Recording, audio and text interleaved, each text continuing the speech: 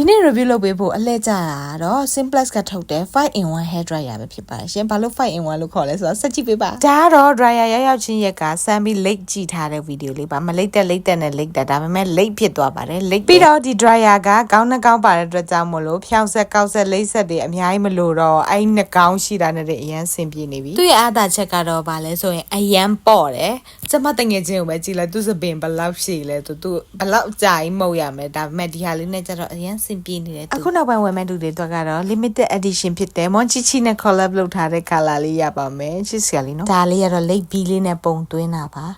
ကြည့်နှစ်ခေါက်ပဲသွင်းလိုက်ရမယ်ချက်ချင်းပုံပေါ်သွားလိုက်မယ်ဒါနည်းနည်းကျွမ်းသွားပြီပေါ့နော်ကြည့်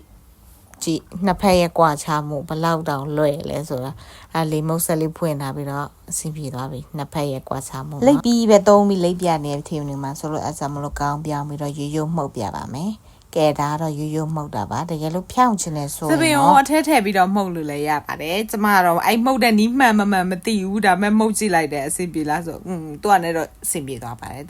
တကယ်လို့အဲ့လိုမှုတ်ချင်တော့ရှာပြီးမှုတ်ကြည့်ပေါ့နော်ကျမကတော့မမှုတ်တဲ့တော့ရိုးပဲမှုတ်ပြပါမယ်ဒါတော့ရိုးမှုတ်တာပါကဲဘီအနေနဲ့လည်းတုံးလို့ရတယ်နော်လိုချင်တယ်ဆိုရင်ဒီအောက်မှာချင်းလေးချထားပေးပါမယ်ပိုင်းအောင်တော့